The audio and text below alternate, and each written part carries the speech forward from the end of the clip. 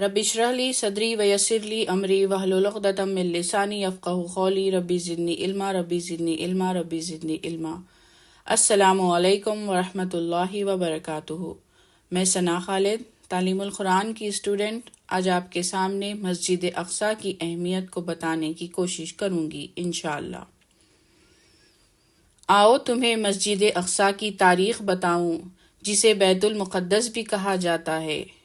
اس سرزمین کی اہمیت سمجھاؤں جس کے ہونے یا نہ ہونے سے اسلام کا کنیکشن بتاؤں، اسلام میں ہوئے قصے سناؤں، اس سرزمین سے جڑے انبیاء کے قصے بتاؤں،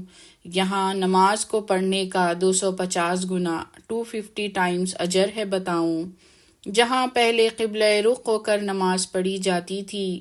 جہاں سے ہمارے پیارے نبی صلی اللہ علیہ وسلم نے معراج کا سفر شروع کیا تھا جسے اسراء کہا جاتا ہے سمجھاؤں، جہاں سارے انبیاء کی امامت کی تھی آپ صلی اللہ علیہ وسلم نے بتاؤں،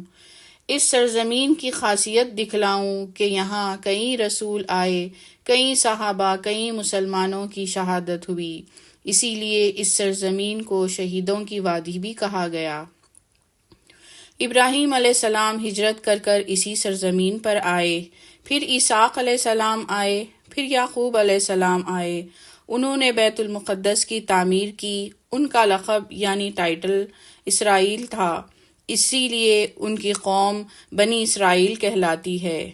پھر یوسف علیہ السلام آئے، موسیٰ علیہ السلام اپنی قوم کے ساتھ داخل ہوئے اسی سرزمین میں اللہ کے حکم سے، پھر داؤد علیہ السلام آئے، پھر سلیمان علیہ السلام آئے، ان کو اللہ نے معجزہ دیا تھا، تمام جانور اور جن سے بات کرنے کا، ہوا کا رخ موڑنے کا، اسی معجزے کے ذریعے سے چونٹی کی بات سن لی تھی، تو اس واقعے سے اس وادی کا نام وادی نمل پڑا۔ پھر زکریا علیہ السلام آئے، وہ بیت المقدس کی خدمت کرتے تھے، ان کو اولاد بھی وہیں ملی جو یحییٰ علیہ السلام ہے۔ پھر عیسیٰ ابن مریم آئے، مریم علیہ السلام کو اولاد دی اللہ نے، عیسیٰ علیہ السلام، جو اللہ کے حکم سے اپنی پیدائش پر بات کیے اور کہا میں اللہ کا بھیجا ہوا رسول ہوں۔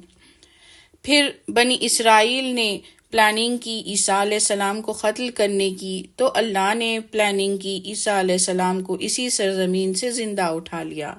اور پھر وہ واپس اسی سرزمین پر بھیجے جائیں گے، ظلم کا خاتمہ ہوگا، دجال کا قتل بھی اسی سرزمین پر کریں گے عیسیٰ علیہ السلام، اسی سرزمین سے یاجوج ماجوج نکلیں گے، یہی سرزمین ارض محشر ہوگی۔ تو یہ ہے تاریخ مسجد اقصیٰ کی، بیت المقدس کی، اس سرزمین کی۔ وقت گزرتے گزرتے مسلمان اس کی تاریخ کو، اس کی اہمیت کو بھولتے جا رہا ہے۔ اگر اس کی اہمیت پتہ رہی تو مسلمان اپنے آپ کے عمل بہتر کرے گا،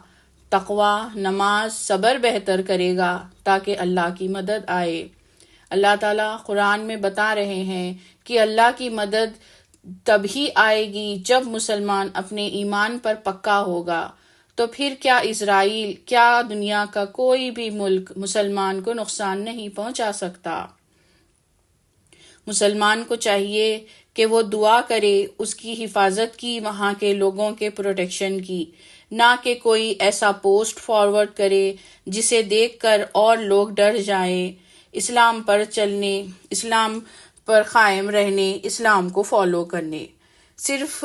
اپنے واٹس ایپ کے ڈی پی رکھنے یا انسٹا پر اسٹوری ڈالنے سے اللہ کی مدد نہیں آئے گی، بلکہ دین پر پکا عمل کرنے سے اللہ کی مدد آئے گی۔ یہ اللہ کا وعدہ ہے ہم سے، تو یہاں پر ہمیں اپنا عمل، اپنا ایمان بہتر کرنا ہے،